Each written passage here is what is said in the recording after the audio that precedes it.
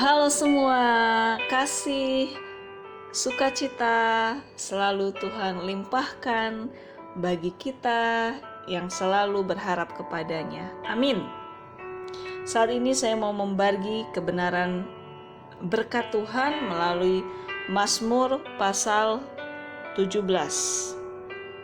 Ayat 1, doa Daud. Dengarkanlah Tuhan perkara yang benar. Perhatikanlah seruanku, berilah telinga akan doaku, dari bibir yang tidak menipu. Wow, bibir yang tidak menipu. Di sini dibukakan, Tuhan hanya membuka telinganya pada seruan doa dari bibir yang gak menipu. Artinya apa? Itu bisa diartikan dari seruan kita yang memang tulus, tanpa ada keraguan kepada Tuhan. Sering sekali dalam kehidupan kita sehari-hari, saat kondisi aman, kondisi enak, kondisi gak ada masalah, ya kita tulus-tulus saja mengucap syukur, tulus-tulus saja berdoa, apa adanya, bahkan euforia senang malah. Tapi kalau dalam kondisi ada tantangan, ada proses, ada pergumulan, sering sekali kita datang ke hadapan Tuhan bukan dengan hati yang tulus, merindukan Tuhan, tapi yang ada datang langsung bawa segudang kritikan kita, segudang rasa gak enak di hati, segudang permasalahan yang gak kita harapkan atau yang gak bisa kita selesaikan.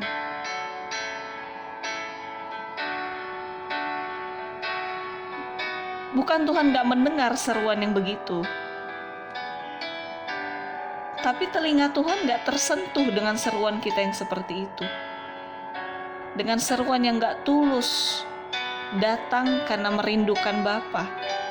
Dengan seruan yang gak tulus, datang hanya untuk komunikasi hati ke hati sama Bapa. Itu yang Tuhan mau. Perkara kita masih ada masalah atau tantangan, tapi marilah ketika kita datang ke Tuhan, ketika kita berseru, berkomunikasi sama Tuhan,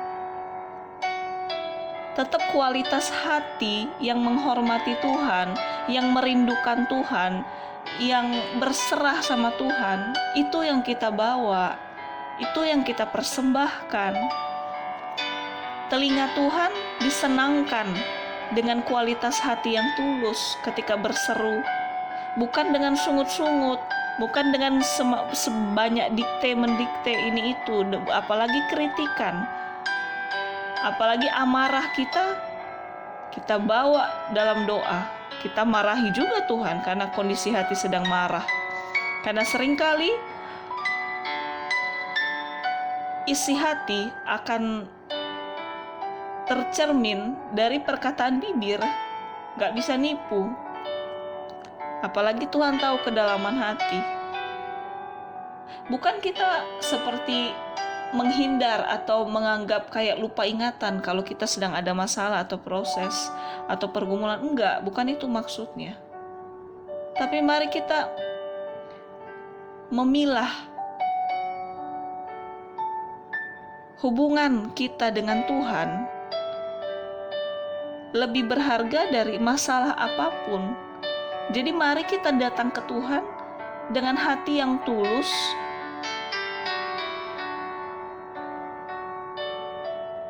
mau menyenangkan Dia, mau menyembah Dia, mau bersyukur lebih dulu.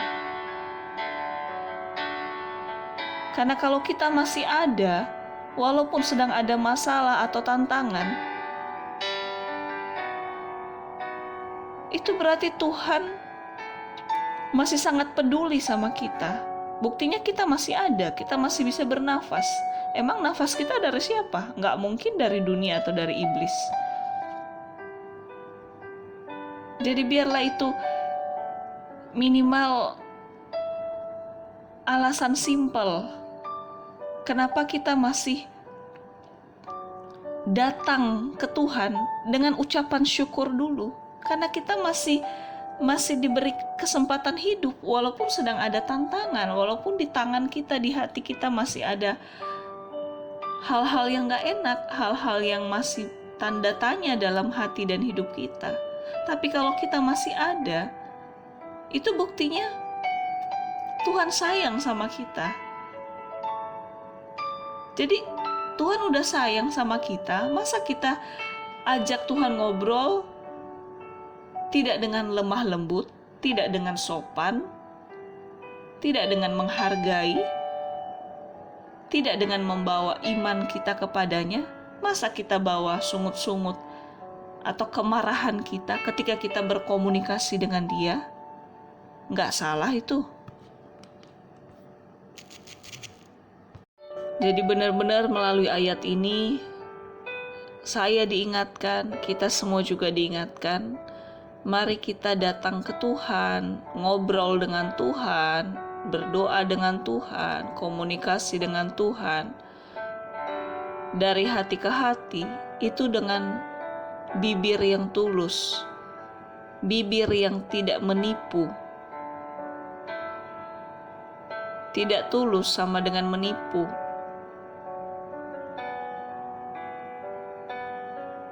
Kalau kita bawa dulu segudang sungut-sungut, kritik, rasa nggak enak apapun dalam hati dan pikiran, itu sama dengan bibir yang menipu.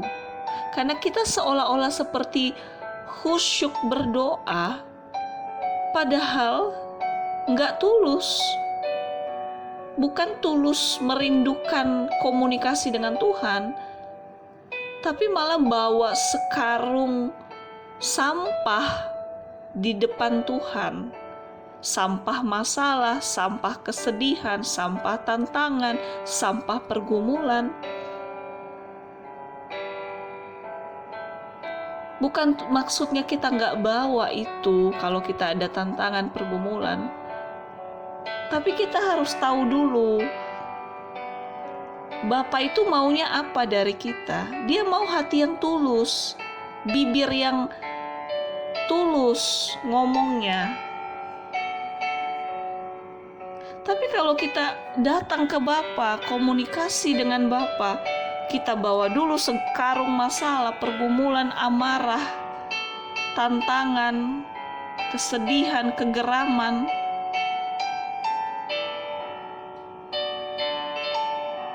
Ibarat orang kenyang dengan makan nasi, malah kita bawa keripik. Sama, Tuhan kenyang dengan hati yang tulus, bibir yang tulus dari kita. Tapi kita bawa yang lain. Apa itu wujud tulus? Kalau tulus memberi, kita pasti memberikan apa yang orang itu senang dong. Kalau nggak tulus, ya apa peduli amat orang itu suka atau nggak suka, yang penting kasih aja. Itu namanya nggak tulus. Sedangkan Tuhan melihat kedalaman hati. Tulus nggak kita mendekat sama Dia? Tulus nggak kita menyembah, berdoa sama Dia? Hati yang tulus yang membuat hati Tuhan bergetar, telinga Tuhan mendengar. Dengan segudang masalah, tantangan, sebelum kita ngomong pun Tuhan udah tahu. Kita nggak usah teriak-teriak sampai bagaimana di depan wajah Tuhan. Tuhan udah tahu. Cuma Dia mau lihat ketulusan kita, bibir kita yang nggak menipu.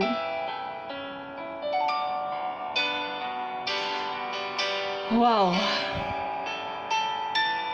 Jadi mari kita datang menyembah Tuhan, komunikasi dengan Tuhan dengan ketulusan,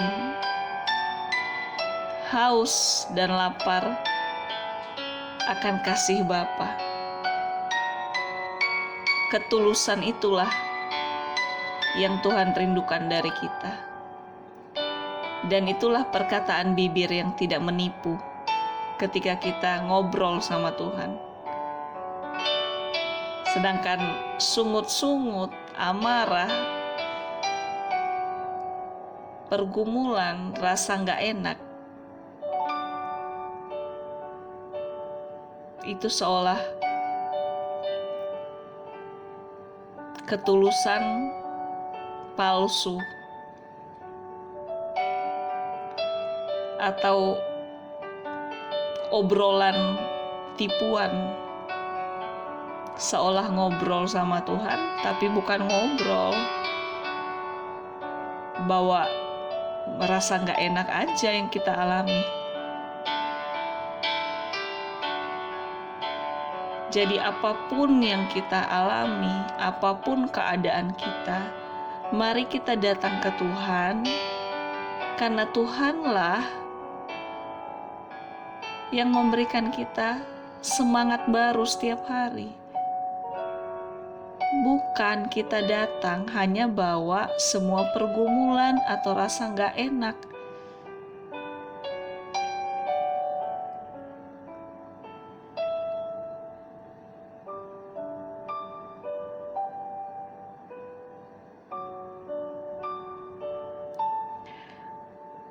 Jangan kita jadikan Tuhan seperti petugas keamanan.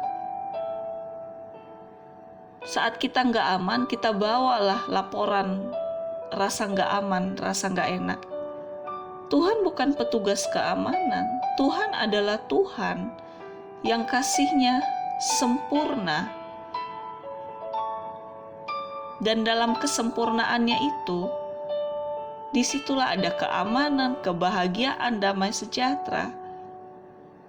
Tapi yang utama, Dia mau kita merasakan kasih-Nya dan kita hidup di dalam kasih-Nya. Dan kita tulus datang kepadanya karena kita merindukan kasih-Nya. Bukan merindukan hanya dipulihkan, dijawab doa, dikasih kekayaan, dikasih ini, dikasih itu. No, Tuhan bukan ATM. Tuhan sumber segala sumber.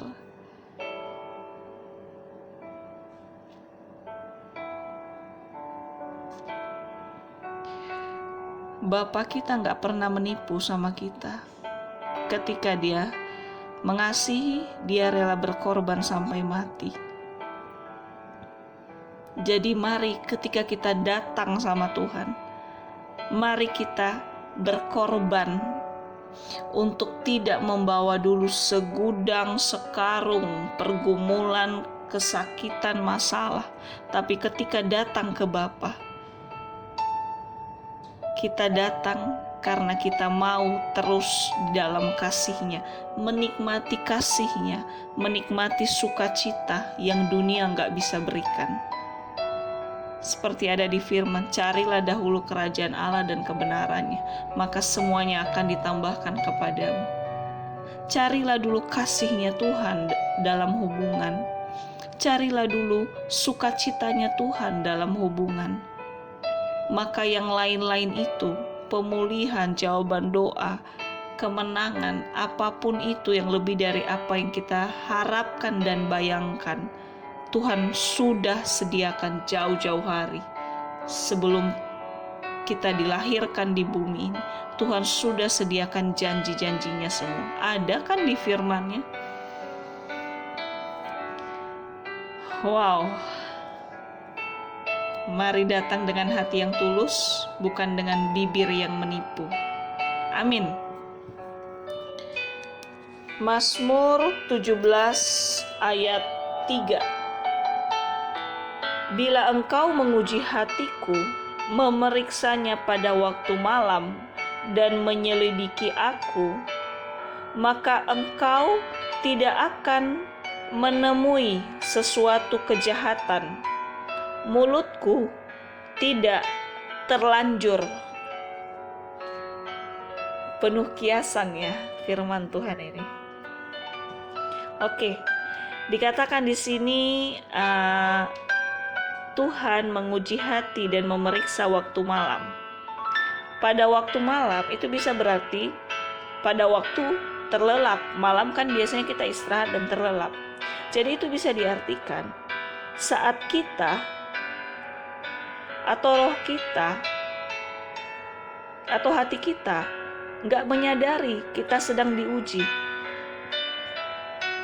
nggak menyadari kalau Tuhan sedang periksa kedalaman hati kita. Jadi kita nggak bisa mengada-ngada atau sok kudus di hadapan Tuhan, karena Bapa mengetahui kedalaman hati. Seolah seperti iblis, dia menyerang kita saat titik lemah. Kalau Bapa, dia menguji dan memeriksa hati kita saat kita kondisi nyaman, malah saat kita kondisi tenang, seolah sedang tidur terlelap, seolah sedang gak ada masalah. Tuhan bisa uji hati kita di situ. Tuhan bisa cari tahu kedalaman hati kita itu bagaimana. Dan sering sekali kita terjebak ketika kita di zona nyaman, gak ada masalah, aman, tentram. Seringkali hubungan kita atau kehausan kita sama Tuhan akan menjadi biasa-biasa aja, atau datar atau hambar. Karena seringkali manusia terjerumus di mana mencari Tuhan lebih sungguh ketika hanya dalam masalah atau tekanan. Bukankah sering seperti itu? Ketika nggak ada uang, nggak bisa makan, nggak ada kerja, jalan buntu, mentok kanan, mentok kiri, mentok atas, mentok bawah, nggak ada yang bisa bantu, barulah sungguh-sungguh doa sama Tuhan. Bukan kualitas hati seperti itu yang Tuhan rindukan. Sama aja kan, ada maunya doang kita datang, nggak tulus juga. Jadi mari kita mawas diri dan hati-hati.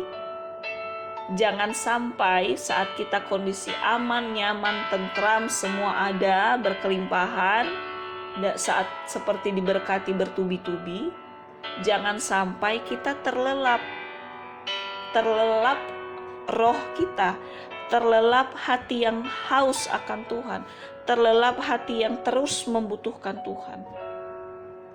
Jangan kita butuhkan Tuhan saat kita merasa nggak ada apa-apa, tapi saat ada apa-apa kita merasa Tuhan Tuhan disitulah, aku di sini. Ya berdoa seadanya lah, rutinitas aja. Karena nggak mungkin juga nggak doa, nggak mungkin juga nggak baca firman. Nah itu udah bahaya di situ. Itu namanya nggak rindu lagi, nggak haus lagi. Tapi mari kita terus mengasah hati kita, mengasah keinginan kita, mengasah roh kita, memaksakan tubuh, jiwa, roh kita setiap saat harus haus akan Tuhan, haus akan kebenaran firman-Nya, haus akan hubungan yang hidup sama Tuhan. Karena Tuhan menguji hati kita saat kita seolah terlelap, saat kita seolah hidup nyaman.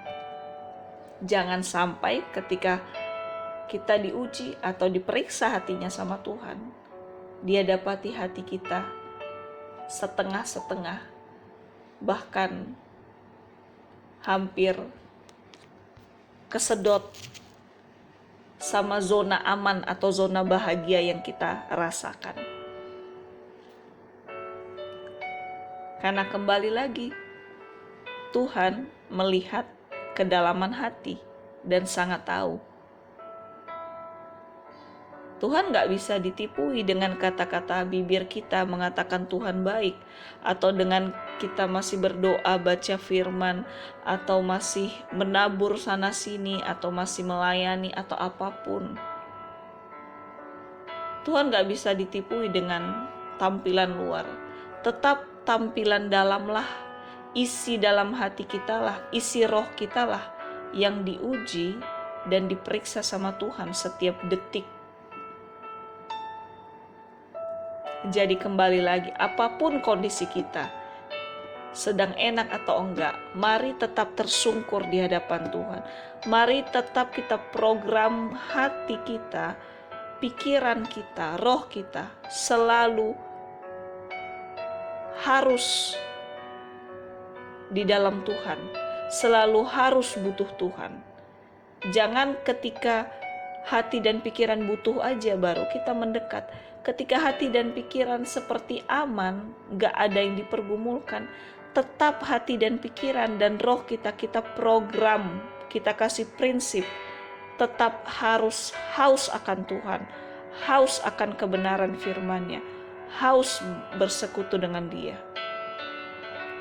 Jadi ketika Tuhan menguji saat kita terlelap, saat kondisi nyaman, Tuhan disenangkan, ternyata anakku ini tidak terlena dengan berkat dan tetap merindukan aku lebih dari apapun. Maka ditambah-tambahkannya lah segala apa yang terbaik menurutnya. Dan jangan terkecoh ya, jangan kita juga seolah-olah haus akan Tuhan supaya diberkati. Jangan, Tuhan tahu kedalaman hati. Tuhan tahu kita rindu berkat-Nya atau rindu Dia. Jadi mari kita rindu Tuhan.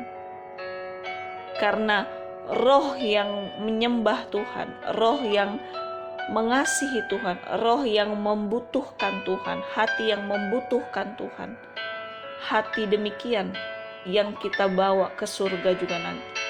Semua berkat apapun di dunia ini nggak akan kita bawa juga. Jadi jangan fokus ke berkat-berkat, tapi fokus untuk terus di dalam Tuhan, di dalam hatinya, di dalam kebenarannya. Dan pasti Tuhan sediakan semua yang terbaik menurut Tuhan. Jangan kita mengatur berkat apa yang terbaik buat kita, karena Tuhan yang tahu lebih baik ke depan. Amin. Jadi jangan terlena kita, sama-sama kita diingatkan di sini. Terus ada di bagian firman-Nya, mulutku tidak terlanjur. Ya kan di sini tadi Tuhan menyelidiki saat malam, terus maka engkau tidak akan menemui sesuatu kejahatan, mulutku tidak terlanjur. Maksudnya mulutku tidak terlanjur ini, saat nggak bisa jaga mulut atau perkataan sia-sia, sama juga melakukan kejahatan ternyata. Jadi hati-hati dengan bibir kita. Jangan sampai terlanjur berkata jahat, terlanjur berkata pahit, terlanjur berkata menusuk, menekan, menghakimi. Itu juga kejahatan, tetap kejahatan. Kejahatan itu bukan hanya seperti membunuh atau mencuri. Ternyata perkataan yang jahat itu, perkataan yang tidak sesuai firman, perkataan yang tidak ada kasih, itu juga tetap kejahatan. Dan tetap itu perbuatan yang tidak benar dan tidak berkenan di hadapan Tuhan. Jadi jangan kita melukai hati Tuhan dengan perkataan kita. Walaupun seringkali kita tergoda untuk mengeluarkan kata-kata dari lampiasan emosi, menekan, mengata-ngatai, menghakimi, apalah kata-kata semua yang tidak ada kasihnya atau kata-kata yang tidak membangun. Mari kita hati-hati di situ. Marilah kita menjaga bibir perkataan kita berdasarkan kasih dan takut akan Tuhan. Jangan berdasarkan emosi atau kondisi hati atau kondisi pikiran. Ini memang gak mudah untuk dilakukan karena kita masih daging, masih manusia. Tapi biarlah melalui kebenaran ini kita diingatkan, dikuatkan lagi kalau jangan kita melakukan kejahatan meski hanya melalui bibir. Karena bibir yang jahat itu tetap kejahatan di hadapan Tuhan. Jadi jangan mau jadi penjahat di hadapan Tuhan. Mari kita menjaga bibir kita ketika kita terus memandang Tuhan dalam hidup kita. Maka Dia memampukan kita untuk menjaga bibir kita ini dan mengeluarkan perkataan-perkataan yang baik, yang memberkati, yang penuh kasih sesuai firman-Nya. Makanya seringkali ketika pun di hati, di pikiran, udah mau keluar kata-kata gak enak. Karena secara fakta mungkin layak kita berkata-kata demikian. Tapi ayo kita rem. Jangan sampai karena ikutin nafsu hati dan nafsu pikiran, jangan sampai kita melakukan kejahatan di hadapan Tuhan. Jangan sampai kita jadi penjahat di hadapan Tuhan. Karena kita diciptakan bukan menjadi penjahat, tapi menjadi anak-anak kebanggaannya Tuhan. Baik di bumi maupun di surga. Amin. Mazmur 17 ayat 4-5. Ayat 4. Tentang perbuatan manusia, sesuai dengan firman yang engkau ucapkan, aku telah menjaga diriku terhadap jalan orang-orang yang melakukan kekerasan. Ayat 5. Langkahku tetap mengikuti jejakmu, kakiku tidak goyang. Jadi di sini dibukakan, hanya ketika kita terus ikut Tuhan sungguh-sungguh, maka kaki kita tidak akan goyang. Maksudnya goyang itu apa? Goyang ke dalam godaan dunia, goyang ke dalam godaan si jahat. Dan karena kita terus ikut Tuhan, takut akan Tuhan, menghormati Tuhan, kita akan dimampukan oleh rohnya Tuhan untuk menjaga hidup dan tidak jatuh di dalam kekerasan, termasuk kekerasan hati yang menolak atau bahkan menghina kebenaran firman. Wow. Jadi menjadi pribadi yang baik, kita juga ada andil di situ. Karena dikatakan di sini, aku tetap menjaga diriku terhadap jalan orang-orang yang melakukan kekerasan. Jadi dalam kehidupan kita, apalagi kita punya profesi yang berbeda-beda, kesibukan yang berbeda-beda, lingkungan sosial yang berbeda-beda, terlalu banyak godaan yang ingin menggoyangkan iman kita, prinsip kita di dalam takut akan Tuhan atau hidup dalam kebenaran. Dengan sikap-sikap orang, dengan cara-cara orang, baik yang kita lihat sesama-sesamanya atau ketika berkomunikasi atau berhubungan dengan kita, terlalu banyak contoh atau godaan yang bisa menggoyangkan iman kita atau hormatnya kita ke Tuhan. Jadi sekalipun Tuhan kasih kita kekuatan dan hikmat, kita juga harus berjuang untuk menjaga hidup kita, menjaga diri kita. Jangan ikut arus kekerasan, jangan ikut arus dunia, jangan ikut arus menyepelekan firman, menyepelekan kebenaran. Jangan kita ikut arus itu. Karena kembali lagi, roh penurut, daging lemah. Apa boleh buat? Kita terdiri atas tubuh, jiwa, dan roh. Kalau hanya terdiri atas roh aja, ya kita nggak gampang kemakan sama pengaruh-pengaruh yang menggoncangkan, menggoyahkan iman kita. Tapi karena kita juga terdiri dari tubuh, ya kalau kita nggak berjuang atas tubuh kita, nggak ikut terjerumus, nggak ikut hal-hal buruk, nggak ikut mencemarkan tubuh kita juga dengan sesuatu yang jahat, yang nggak sesuai kebenaran, ya bakal terseret juga. Walaupun roh kita ingatin kita. Tapi kalau tubuh kita juga memilih mau ikut, mau nyoba-nyoba, mau terseret, ya udah pasti terseret. Jadi ini benar-benar perjuangan kita di dalam hidup. Kita ada andil juga menjaga tubuh kita, menjaga nafsu kita, menjaga pikiran kita, menjaga keinginan kita. Kembali lagi, kita nggak punya kekuatan untuk menjaga diri kita sendiri supaya nggak terjerumus. Tapi mari kita terus memulai hari kita di dalam Tuhan, meminta perlindungan pertolongan Tuhan, supaya rohnya itu lebih besar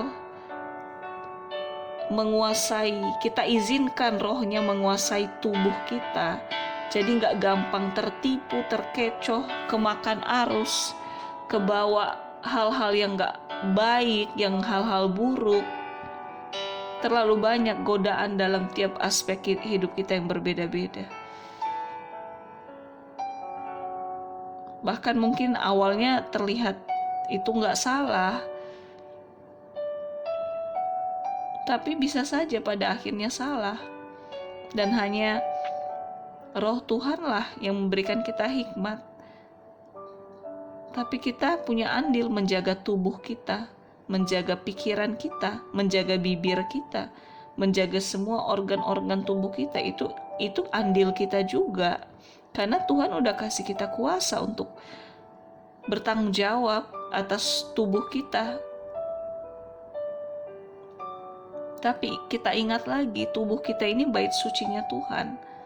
Jadi itu dasar kenapa kita harus menjaga, kenapa kita harus selalu tarik garis jelas kalau itu tidak menghormati Tuhan, kalau itu menyedihkan hati Tuhan, kalau itu menghina firman, kalau itu menjerumuskan kita semakin hancur dan jauh dari Tuhan, ya kita harus tarik garis keras, jangan mau ikut-ikutan di situ.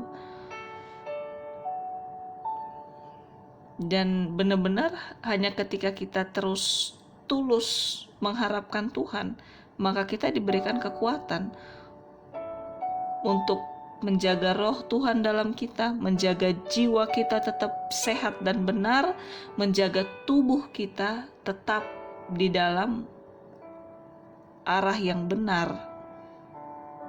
Jadi memang dalam hidup ini kita harus kerjasama dengan Tuhan, kerjasama dengan Roh Kudus.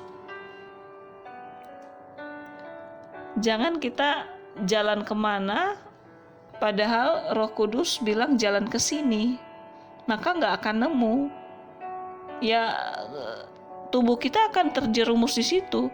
Bukannya Tuhan nggak mau tolong kita nggak terjerumus, tapi kembali lagi Tuhan kasih kita kehendak bebas, mau milih mana, berkat atau kutuk, jalan yang benar atau jalan yang salah, jalan yang sesat atau jalan yang menuju kehidupan yang sesungguhnya.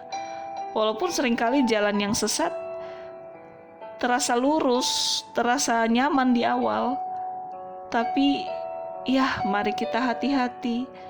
Itulah dasarnya kita tetap mau digendong sama Tuhan, mau dilingkupi sama kasih dan kuasanya, supaya jangan kita merusak tubuh kita sendiri, terjerumus dalam semua keburukan, nafsu buruk, nafsu jahat, apalagi tipu muslihat si iblis. Wow, mari kita berjaga-jaga terus. Di Mazmur 17 ayat 10-11, mereka tidak menunjukkan belas kasihan, mereka membual. Ayat 11, mereka mengikuti langkah-langkahku, mereka sekarang mengerumuni aku, mata mereka diarahkan untuk menghempaskan aku ke bumi. Jadi mereka ini adalah ya oknum-oknum jahat, orang-orang yang berniat menghancurkan kita, atau termasuk si iblis. Jadi di sini arti kata menghempaskan itu bisa diartikan mencampakkan arti lain dari menghempaskan juga membanting.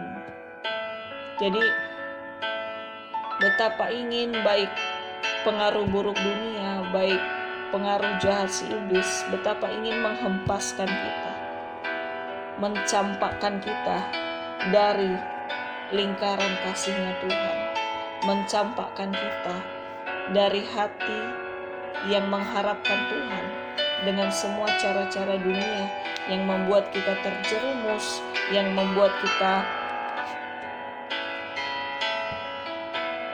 gak punya waktu sama Tuhan. Itu cara-caranya untuk membuat kita tercampak dari kedekatan sama Tuhan, dari hubungan yang benar di dalam Tuhan.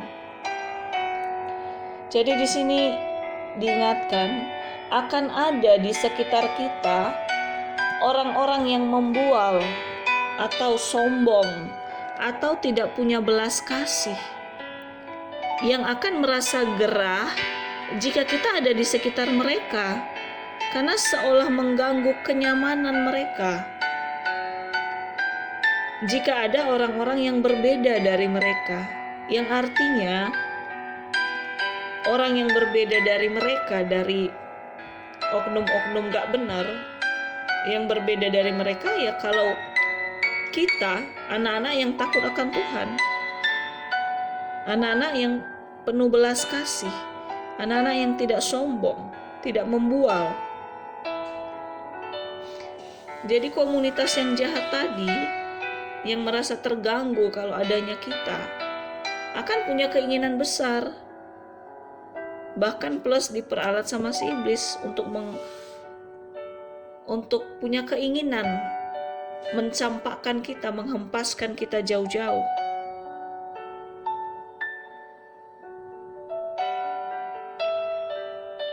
Karena seolah kita mengganggu area atau singgasana kenyamanan mereka atau kebiasaan mereka.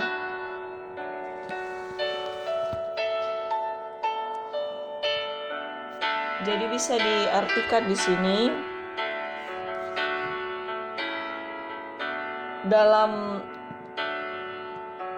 keseharian kita bisa berada di tengah-tengah komunitas yang kenal sama Tuhan atau yang benci sama Tuhan. Jadi ketika komunitas yang benci sama Tuhan, benci sama firman, benci untuk takut akan Tuhan, ya keberadaan kita di situ seperti pengganggu bagi mereka.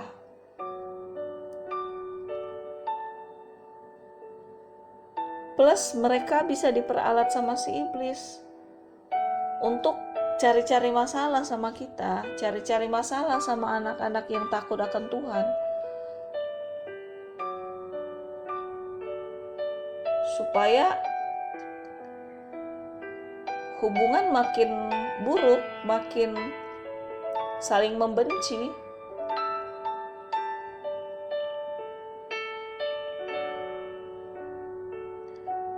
Jadi mari kita hati-hati ketika pun ada kondisi seperti itu, di mana di komunitas itu kita tidak terlalu diharapkan, tidak terlalu disukai, karena kita yang takut akan Tuhan, kita yang mau hidup sesuai kebenaran firman. Ketika pun ada komunitas yang ingin mencampakkan kita, membeda-bedakan kita,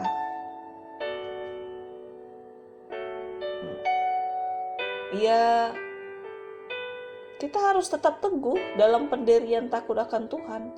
Gak usah termakan untuk ikut membenci atau emosi juga, dan jangan termakan juga untuk kompromi.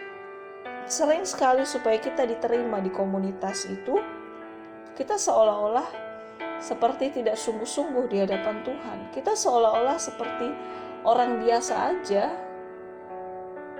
yang bahkan bukan berarti di komunitas itu kita bilang saya Kristen, saya baca firman, saya takut akan Tuhan. Enggak usah, biasa aja. Tapi jangan juga dari sikap kita, dari perkataan keseharian kita sangat tidak mencerminkan kita takut akan Tuhan. Jangan juga seperti itu. Dan ini juga menegur saya, karena betapa nggak gampang hidup dalam komunitas, ada di komunitas yang kebanyakan tidak kenal Tuhan, tidak takut akan Tuhan, merasa Tuhan tidak ada. Nggak gampang untuk kita memperlihatkan kita punya prinsip yang kuat di hadapan Tuhan. Karena kalau terlalu kelihatan, kita bisa sangat dijauhi, tidak diikut sertakan, dianggap orang aneh. Itu nggak gampang memang. Tapi mari dari kebenaran ini, apapun itu, tetap prinsip ya prinsip. Sekali Tuhan, tetap Tuhan. Kita nggak usah teriak kita Kristen atau takut akan Tuhan, nggak usah. Tapi tetap dari prinsip hidup kita, dari perkataan kita, dari cara kita mengambil keputusan atau apapun itulah dari sikap hidup kita, mari tetap ikutkan Tuhan dalam setiap perkataan, keputusan, pola pikir kita. Karena Tuhan itu kasih. Jadi kita perlihatkan sisi kasih-Nya. Dan gak ada satupun manusia yang menolak kasih. Mungkin menolak nama Tuhan, tapi gak mungkin menolak kasih. Ya minimal kita tetap ramah, kita tetap baik aja, kita tetap tenang aja. Gak usah membalas yang gak enak dengan gak enak. Gak apa-apa. Masalah kita diterima atau dikasihi, kita udah diterima, dikasihi sama Tuhan Yesus kok. Kita gak usah mengemis-ngemis sama dunia atau sama komunitas kita atau orang-orang di sekitar kita untuk kita dikasihi dan diterima. Karena mereka juga daging, terbatas. Apalagi kalau gak kenal Tuhan, mungkin gak bisa mengasihi sungguh-sungguh. Paling ya mengasihi karena ada simbiosis mutualisme, karena saling menguntungkan aja biasanya.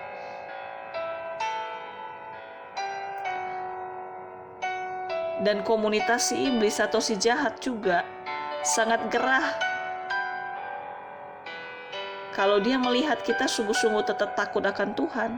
Jadi dia akan pakai segala cara untuk mencampakkan kita dari dekatnya Tuhan, mencampakkan kita dari hal-hal yang menyenangkan Tuhan.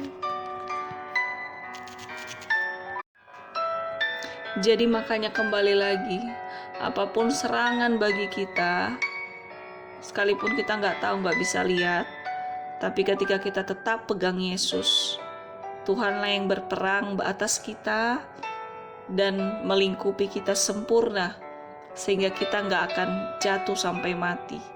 Seperti di firman-Nya, sekalipun di sisi kanan, di sisi kiri rebah, tapi kita, anak-anak yang terus mau bersandar sama Tuhan, tetap berdiri tegak sampai selama-lamanya. Amin. Mazmur 17 ayat 12-15. Ayat 12. Rupa mereka seperti singa yang bernafsu untuk menerkam, seperti singa muda yang mengendap di tempat yang tersembunyi. Diingatkan lagi, akan selalu ada oknum atau orang-orang, bahkan jebakan si jahat untuk menjatuhkan, bahkan merongrong iman kita. Selalu memantau kita saat dimana kita agak lengah atau terpuruk. Maka disitulah bisikan-bisikan oknum jahat, iblis, untuk melemahkan iman kita, untuk kita meragukan Tuhan, bahkan supaya kita meninggalkan Tuhan dan bersekutu dengan si jahat. Jadi benar-benar kita harus hati-hati di situ. Karena begitu banyak cara dunia atau cara si jahat untuk mau menerkam kita setiap saat. Jadi mari kita pertahankan iman kita ketika kita terus bersandar sama Tuhan. Karena kita gak ada kekuatan juga mempertahankan iman sebenarnya. Tuhanlah, kuasanya lah yang membuat iman kita itu tetap teguh. Sekali lagi, kita itu daging, kita itu debu. Debu itu gak ada kuasa. Tapi kalau debu ini, kita ini yang dari debu tetap mau melekat sama Tuhan, sama pokok anggur yang benar, ya udah, kita menjadi debu yang berkuasa jatuhnya. Kita menjadi anak Tuhan yang berkuasa. Bukan maksudnya sok ya, tapi maksudnya berkuasa untuk mempertahankan iman, berkuasa untuk menjaga pikiran, berkuasa untuk menjaga perkataan, berkuasa untuk menjaga semuanya supaya tetap menyenangkan hati Tuhan. Dan plus, kita juga akan hidup aman di dalam perlindungan Tuhan maksudnya. Bukan berarti gak ada masalah atau tantangan, problem. Bisa aja. Cuma kekuatan dari Tuhan yang dikasih ke kita saat kita terus mendekat sama Tuhan, yaitu melebihi apapun lah tantangan ke depannya. Jadi ayo jangan mau diterkam sama singa abal-abal. Singa abal-abal itu adalah si iblis atau dunia. Karena singa sesungguhnya adalah Tuhan, singa dari Yehuda.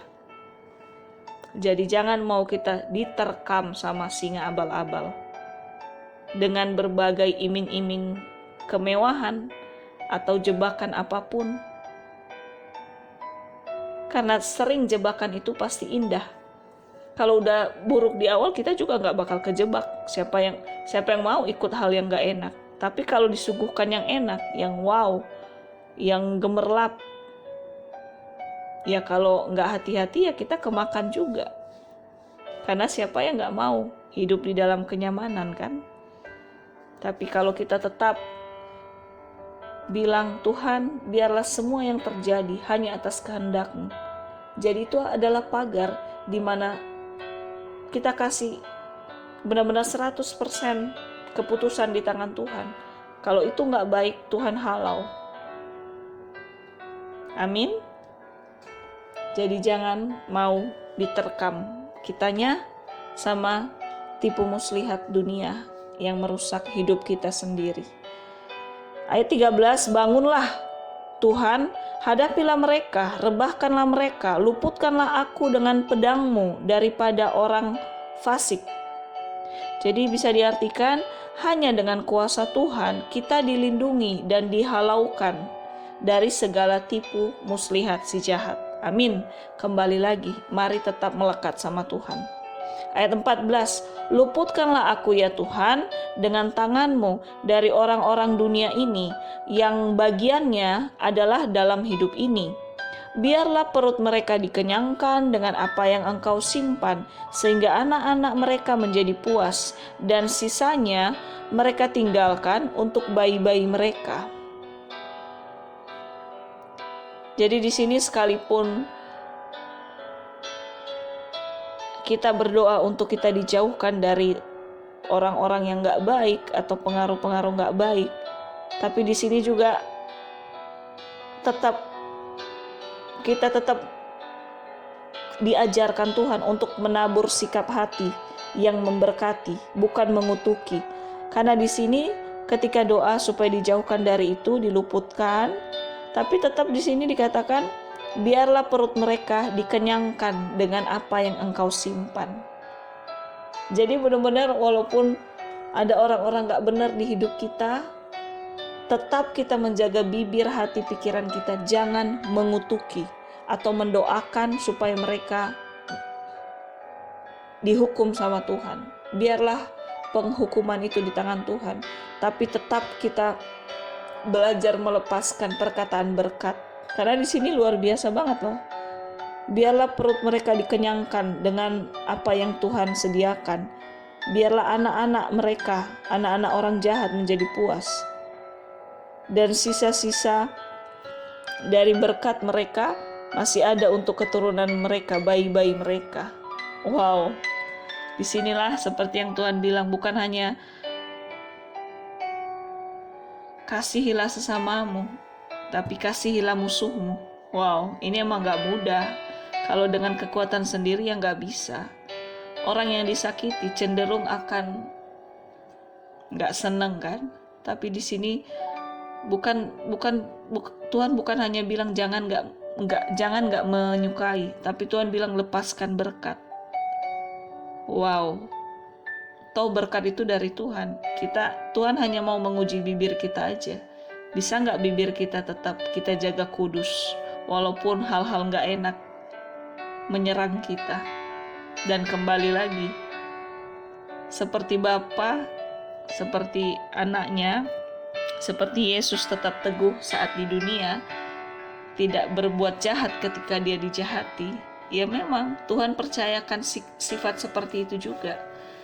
Tidak mengutuki, tidak berbuat jahat kembali ketika pun yang gak enak itu mengalami atau menyerang kita.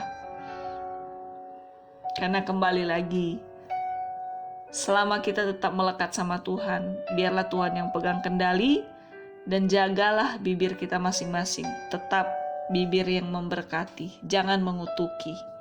Sekalipun oknum-oknum demikian mungkin layak dikutuki. Wow, mari sama-sama belajar di dalam kebenaran Tuhan. Ayat 15, tetapi aku dalam kebenaran akan kupandang wajahmu, dan pada waktu bangun aku akan menjadi puas dengan rupamu. Di sini diartikan, mari kita selalu hidup benar dan memandang Bapa selalu. Di sini dikatakan baik dalam kondisi tidur atau bangun. Itu bisa diartikan baik dalam kondisi suka maupun duka, baik dalam kondisi ada proses, pergumulan atau tidak. Biarlah roh, jiwa, dan tubuh kita selalu dipuaskan hanya oleh kasih Bapa yang melebihi akal pikiran kita. Amin. Jadi benar-benar diingatkan di sini, selama kita tetap memandang Bapa, tetap melihat Tuhan saja fokus kita, maka apapun yang terjadi atau akan terjadi, baik atau enggak, biarlah kita tetap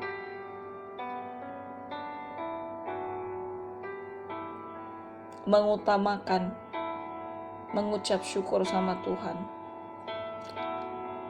Masalah kapan kita berkemenangan atas pergumulan atau tantangan, biarlah itu waktunya Tuhan yang tentukan. Tapi ucapan syukur kita, itu tandanya kita mengakui Tuhanlah yang terutama di hidup kita. Tuhanlah fokus terbesar kita. Tuhanlah fokus satu-satunya kita, bukan masalah atau tantangan apapun. Karena Tuhan mau kita menjadi pribadi yang demikian. Jadi mari kita tetap semangat, fokus sama Tuhan, sungguh-sungguh sama Tuhan, tenggelam terus di dalam Tuhan. Karena gak ada yang bisa kita pegang selain Bapa kita yang baik. Tuhan Yesus memberkati, tetap semangat. Segala yang terbaik sudah kita alami dan akan kita terima di depan. Percaya aja, Tuhan Yesus memberkati kita semua. Haleluya, amin.